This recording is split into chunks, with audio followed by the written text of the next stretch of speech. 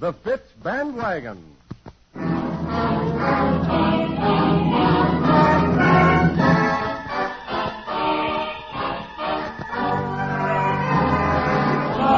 A while let us all be a style. Use Fitch shampoo.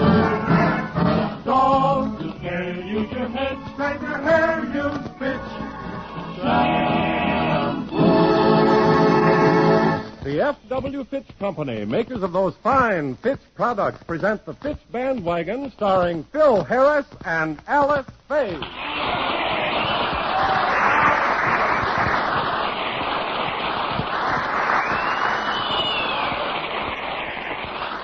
Do you want an effective way of solving your dandruff problem, a way that's simple and easy too? Well, what way could be easier than shampooing your dandruff away with Fitch's Dandruff Remover Shampoo? As for effectiveness, we point to the fact that Fitch is the only shampoo made whose guarantee to remove dandruff is backed by one of the world's largest insurance firms. All you have to do is apply Fitch's Dandruff Remover Shampoo directly to your hair and scalp before wetting the hair. It is important to remember to apply Fitch's before adding water to the hair because this gives its solvent action full opportunity to dissolve dandruff. After massaging your scalp for a few moments, add water. Handfuls of fluffy lather will form to cleanse the hair and scalp and carry away the dissolved dandruff flakes. Fitch's Dandruff Remover Shampoo has been granted the Good Housekeeping Seal and the Parents Magazine Commendation Seal. Use it regularly for immaculately clean, dandruff-free hair. Remember to ask for Fitch, F-I-T-C-H, Fitch's Dandruff Remover Shampoo.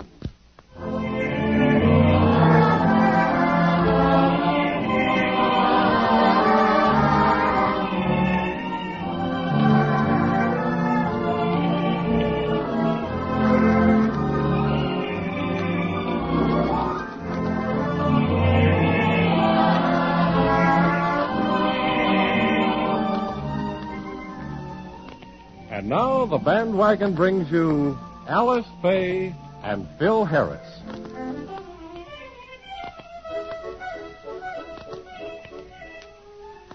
Hey, Erwin, here he comes. When? Right there, coming out of the Jack Benny show. Oh, that ain't him. Yeah, it must be. He's wearing 2 polo coats. Nah, it ain't him. Let's ask him, hey. Yeah, I don't want to ask him. You asked him. Nah, you asked him. I already asked at Lon Chaney Jr. Okay. Hiya, Jackson. Are you Phil Harris? Well, who do I look like with these golden curls? Guy Lombardo? Hey, Red. He made a funny. Yeah, never mind that, Erwin. Go ahead, ask him. What a delightful character. Up till now, I never knew theme song had a brother. Can we have your autograph? Can you have my autograph? Well, now, kid, you're living. You're getting smart. You'll be out of here in a few days. You're talking like a guy in a one-piece suit now. Yeah, you can have my autograph. Now, let me see. Phil Harris. There you are. You see, Red, it's like I told you. He can't do right. Yeah. Sure, but he'd have never made it if you hadn't guided his hand. Oh.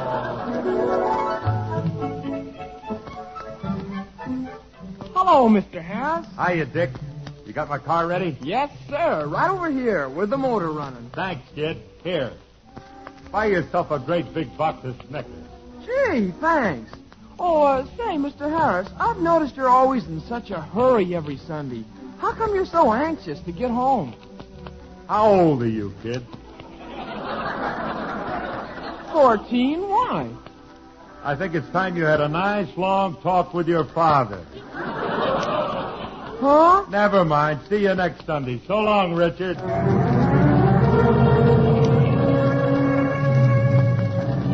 There he goes, Red. Yeah. So long, Phil. So long, Irwin. Gee, he's a swell guy, ain't he, Red? I think he's a muzzler. What do you mean? He's all right. And boy, does he drive a snappy-looking car. So would you if you had Alice Faye's money.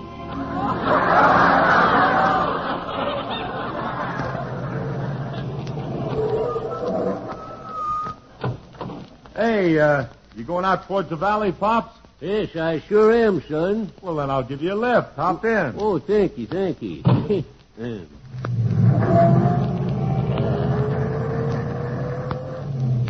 Kind of hot for hitchhiking, ain't it, Pops? You ain't saying nothing wrong, son. But I sure loves California. You local boy, son? No, I'm from out of state. Come here looking for work, huh? Well, you might say that, yeah. Mm-hmm. Pretty nice car you got here for a berry picker.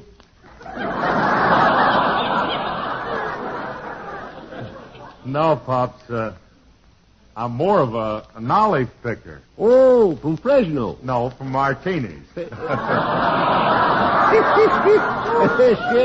you snuck up on my blind side with that one, son. Martinis.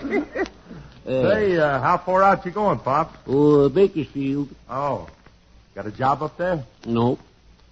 Going up to see your family? Nope. Then why are you going to Bakersfield? Got a gal up there. Oh.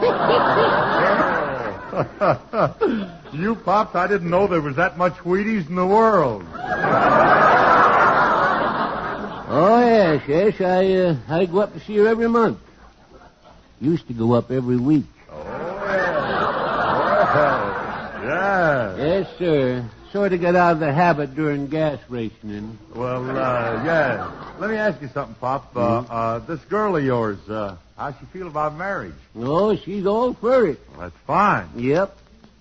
So's her husband. You sure get around, Dad. They don't call me Speedy for nothing. Oh, sure. Say, what'd you say you do for a living, son? Oh, I do a little radio singing now and then, you know, sing on the radio. Oh, you do? Huh? Yeah. Do you ever listen to the radio? Well, once in a while. Well, then let's turn it on. Let's have a little music then, That's a good idea, son.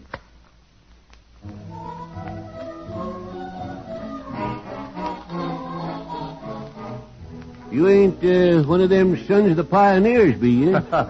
No, Pops.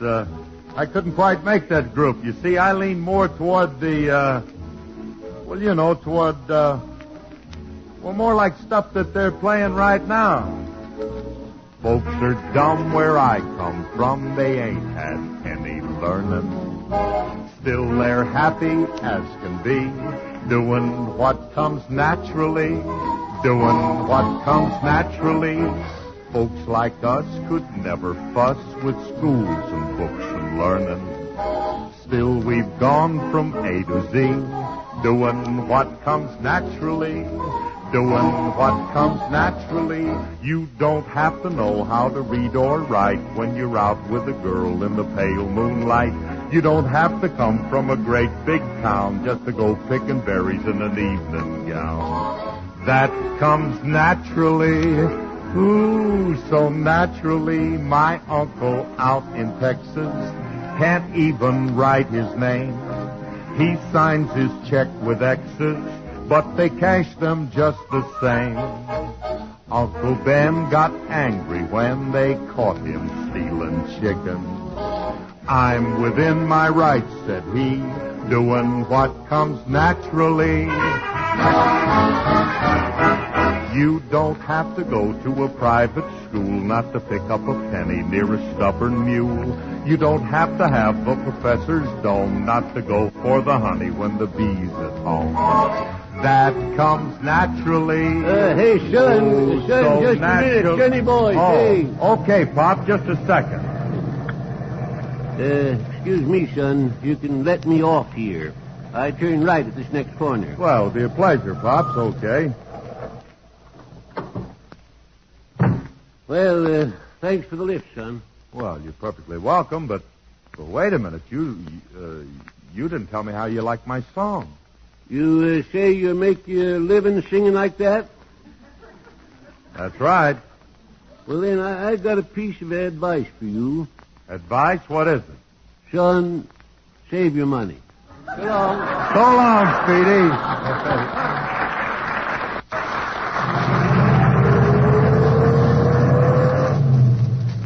How do you like that Civil War wise time?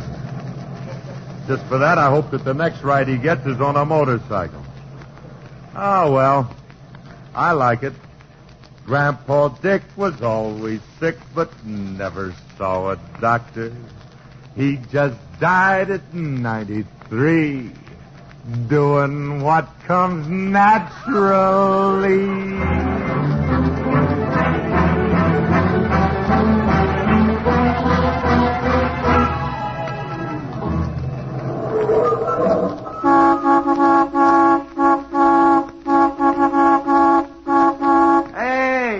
Anybody home? Hey, Alice.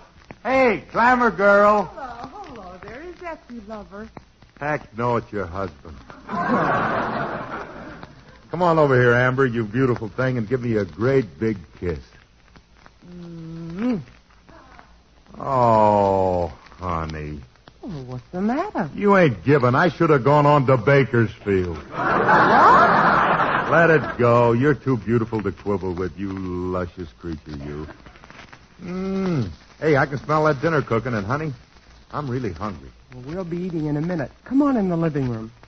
Living room? Mm-hmm. I want you to hear something on the radio. All right, honey, but let's eat. I'm starved.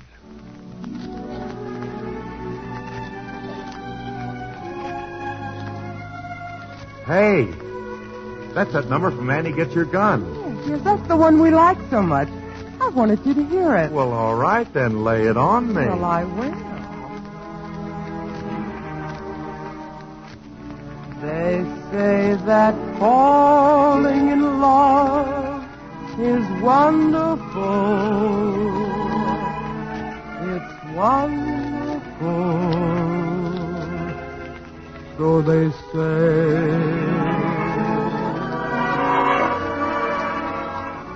And with a moon up above, it's wonderful. It's wonderful. So they tell me. I can't recall who said it. I know I never read it. I only know they tell me that love is grand. And the thing that's known as romance is wonderful, wonderful in every way.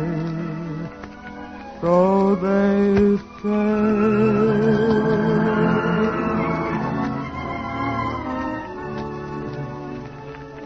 You know something, honey? That Berlin's got a great future. I love that boy. But let's get into the food, huh? Well, how do you like that? When you met me, I was singing a Berlin tune. You didn't think about food then. Yeah, but you ain't worked in so long, I'm starving. Well, I am. I can't help it. Well, I worked hard this afternoon. Well, I know it, but the thing that's known as romance is wonderful, wonderful. And they fall down for Sinatra. In every way, so they say. Oh, honey. Gee whiz, you're my girl. You know, I could listen to you sing all night. I don't care enough. I never eat. Phil, before I see about dinner, let's get serious for a moment. You know, something awful happened today. What? You know that favorite doll of Baby Alice's? Hildegard? Yeah. That's the one. Well, when I backed the car out of the garage this morning, it was lying in the driveway, and I ran over it. Oh, honey, that's murder. That's murder. Well, she's nuts about that doll. I know I feel awful about it, and I haven't the heart to tell her. Gee, if it wasn't Sunday, I'd run out and get her another one just like it, but now we're kind of in a spot. I know. And she'll never go to bed without it. Well, I guess one of us is going to have to tell her. Oh, gee, I hate to do it. Well, don't worry too much about it, honey. I'll break it to her easy, you know. Use a little childish psychology.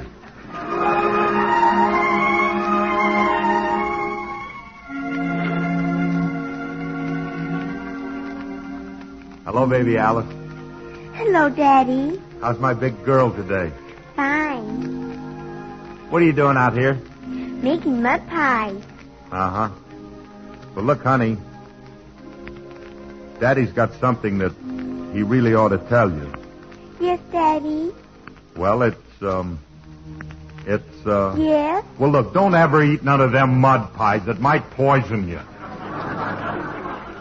Is that all you wanted to tell me, Daddy? No, honey, it's something else. Look, baby, everybody in the world, grown-ups and little girls, too, has something that he loves very much. And then when someone comes along and takes it away from us, well, we feel pretty bad. Do you understand what I mean? Oh, yes. Like when Mr. Benny cuts out all your lines. Look, honey, that's just some of your mama's propaganda. You've been listening to your mother again. That's what you've been doing. That's not it at all. I'm talking about you. Me?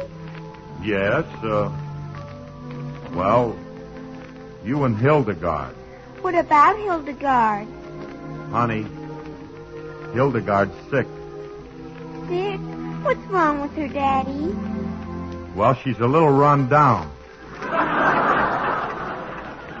Does she have the measles? No, not the measles. It's more of a case of curvature of the driveway.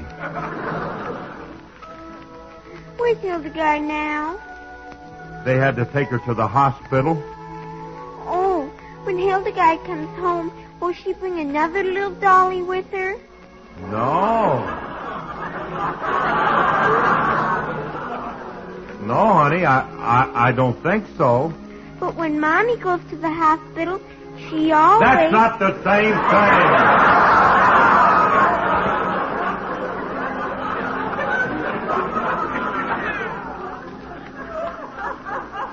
Daddy, why don't we call up the hospital and see how she is? Well, I'd like to call up the hospital, honey, but I don't want to disturb her because, well, she is so sick they say they might have to perform an appendectomy. Appendectomy? You know, take out her tonsils.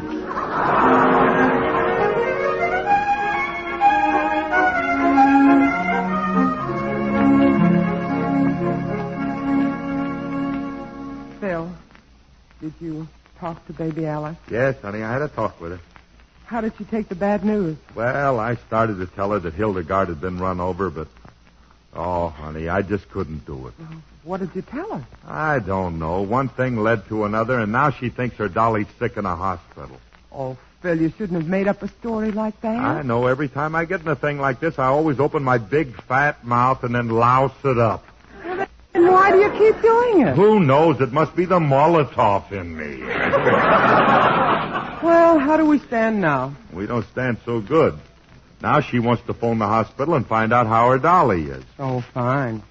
And how do you plan to do that? Well, I got a little plan. I don't know, but I thought that maybe if you went upstairs on the other extension and pretended that you were a nurse, well, we might get away with it. All right, let's try it, but honestly, I don't think much of the idea. Now, don't slough it off, honey. This is the biggest part you've had since Fallen Angel.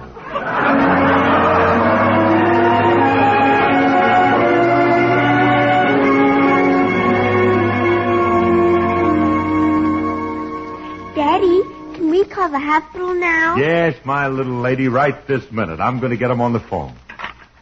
Hello, operator. Would you get me the General Hospital? Hello, General Hospital? Do you have a patient there named Hildegard? Oh, you do, nurse? Well, I want you to talk to a little girl here and give her a full report on the patient. You will? Oh, fine. Here, baby Alice. Now, you talk to the nurse. Hello. Hello. General Hospital. Nurse Brandon speaking. Oh, hello, Mommy. What are you doing on the other extension? Oh, Harris, you liver lip bungler, you.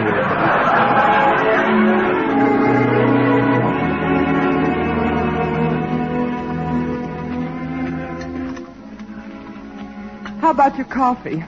Shall we have it here or in the living room? No coffee for me, honey. I'm too full. That was a big dinner. Did you really enjoy it? Enjoy it, man. That meal tasted better than the second course of That's What I Like About the South. Turnip greens and all. Hey, where are the kids? Well, it's about their bedtime. Sissy's upstairs getting them undressed. You know something? I've been so busy with baby Alice, I hardly got a chance to talk to Phyllis. What's that little rascal been up to today? Oh, she was helping Luigi in the garden. She just discovered how to turn on the sprinklers. Hey, that's pretty cute. Luigi didn't think so. He was cutting the grass at the time. Well, a little water wouldn't hurt that guy anyway. Oh, honey, by the way, I meant to speak to you about Phyllis. I don't think she should watch you shave in the morning. Why not? Well, because today I found her copying you. She didn't get my razor, did she? No, but I caught her looking at herself in the bathroom mirror and saying, "Handsome brute. Oh, handsome brute."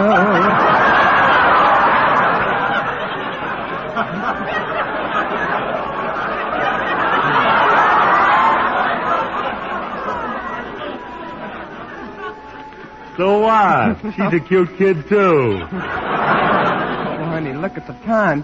We'd better get upstairs and say goodnight to the babies. All right, we'll go up and say goodnight to them, but here's where the trouble starts again. You know that baby Alice never goes to sleep without that doll. Well, best thing is to try and get her mind off it. Get her to think about something else, huh? Think about something else. Okay, I'll try, but that ain't going to be easy. That's like asking Tommy Manville to concentrate on one dame, you know.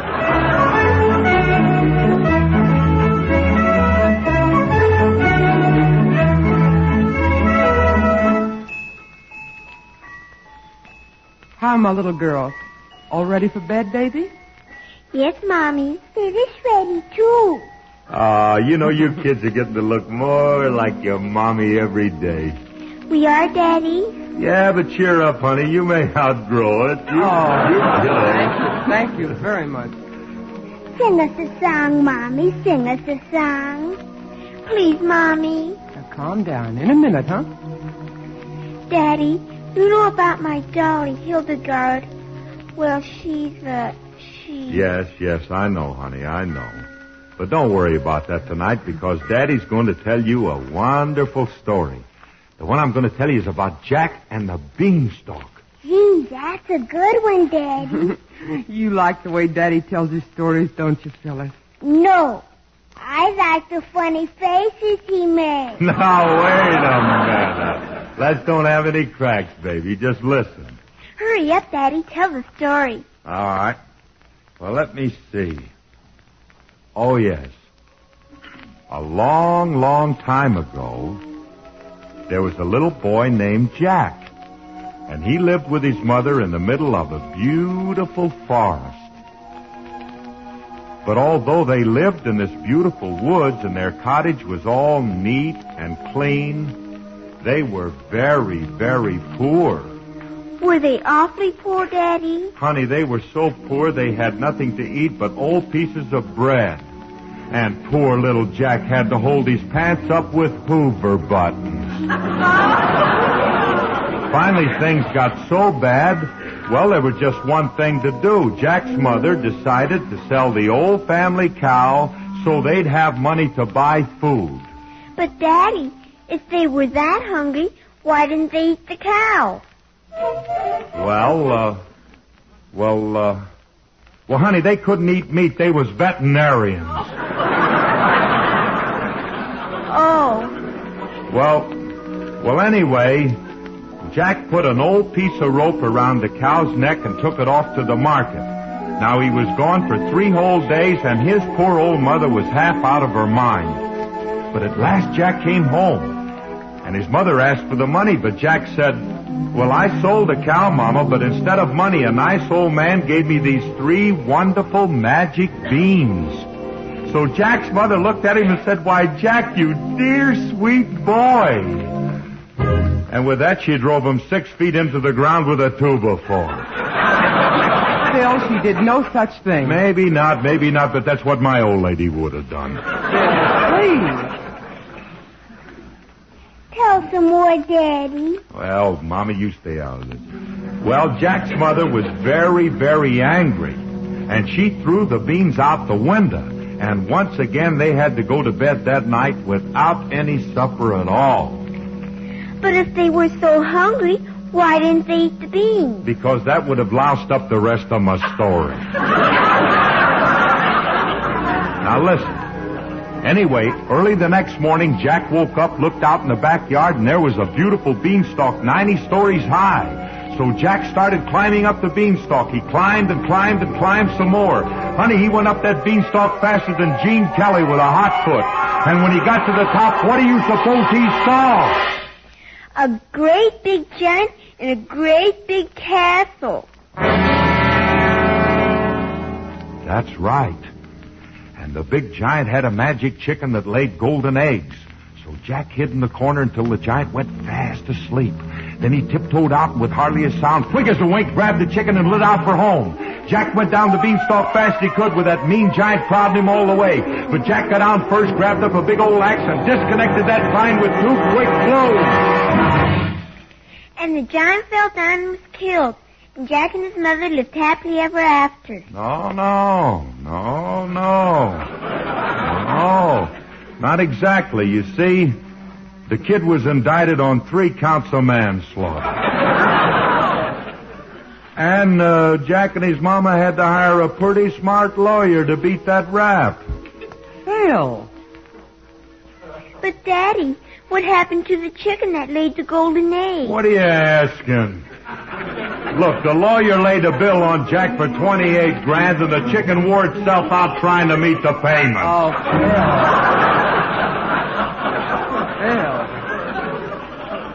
What's the matter? Now, you know that's nothing like the real story. Well, that's the way you used to tell it in reform school. Daddy, tell another story. Please tell another story. Some other time, babies. Now, you both better get some sleep, huh? Daddy, about Hildegard, Look, baby, look. I'm sorry, I got a confession to make. Your dolly's not really in the hospital. Daddy was only fibbing. You see, Yes, honey, it was an accident. I backed over Hildegard with the car. I know, Mommy. You know? Well, then why didn't you say something before? Well, I didn't mention it because I didn't want Mommy to feel bad.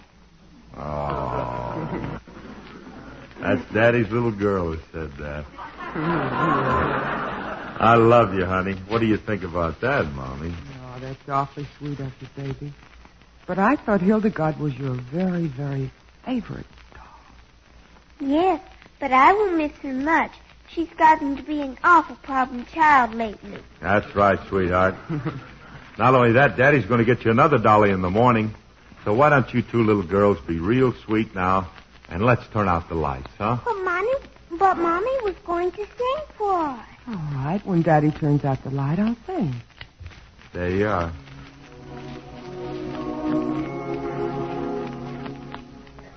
Good night, my love. The tired old moon is descending. Good night, my love. My moment with you now is ending. It was so heavenly holding you close to me. It will be heavenly to hold you again in my dream. The stars above have promised to meet us tomorrow. Till then, my love, how dreary the new day will seem. So for the present, dear, we'll have to part. Good night, my love. Sleep tight, my love. Remember that you're mine, all mine. Good night, good night.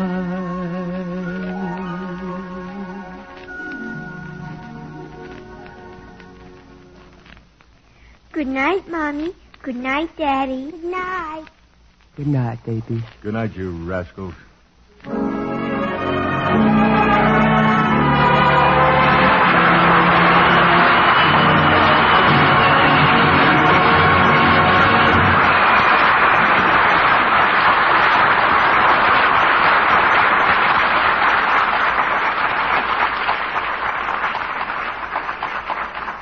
Alice and Phil will be back in just a moment. Styles of dress change with the seasons. Right now, it's light prints and cottons for most women. However, the season for bright, attractive hair never changes. And the need for Fitch's Dandruff Remover Shampoo never changes. For Fitch has been the favorite hair beauty treatment with millions of smart women for years. Fitch Shampoo is a top-ranking favorite because it does so much for the hair. It leaves it with a gleaming, silky texture, lovely to touch and lovely to look at. Fitch makes swirls of rich, creamy lather that reconditions as it cleanses, puts new life and luster into tired hair strands, and leaves the scalp with a fresh, invigorating feeling. Then, since Fitch is entirely soluble in water, the lather rinses out completely, leaving the hair sparkling with natural highlights. See for yourself the shining new loveliness Fitch's Dandruff Remover Shampoo can give your hair. Ask for an economical bottle of Fitch at your drug or toilet goods counter, or have a professional application at your beauty shop.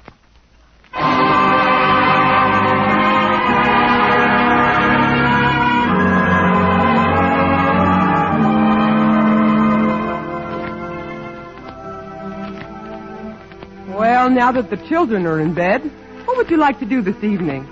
Well, I'd just soon sit here with you and kind of take it easy. Okay. Come on over here, beautiful.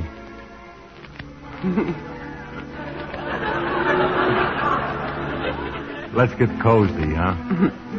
All right. You mean like this? Sure. That's more like it. Now turn around here a minute.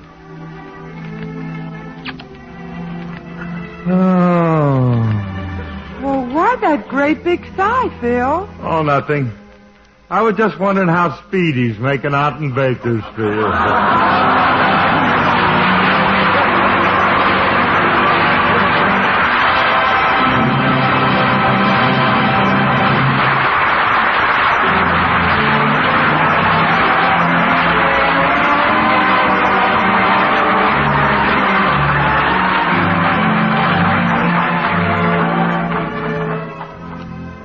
Tune in next week when the F.W. Fitch Company again brings you the Fitch Bandwagon with Alice Faye and Phil Harris. Until then, Good night. Good night, everybody. See you next Sunday. original music for this broadcast was composed and conducted by Walter Scharf. Alice Faye appeared through courtesy of 20th Century Fox. Have a while, let a song be your style. Use Fitch shampoo.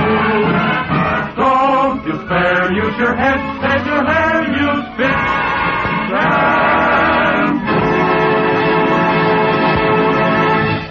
After and between Fitch shampoos, you can keep your hair shining and manageable by using a few drops of Fitch's Ideal Hair Tonic every day. Fitch's Ideal Hair Tonic is not sticky or greasy, yet it gives your hair that well-groomed look. This is Charles Lyon. This is NBC, the National Broadcasting Company.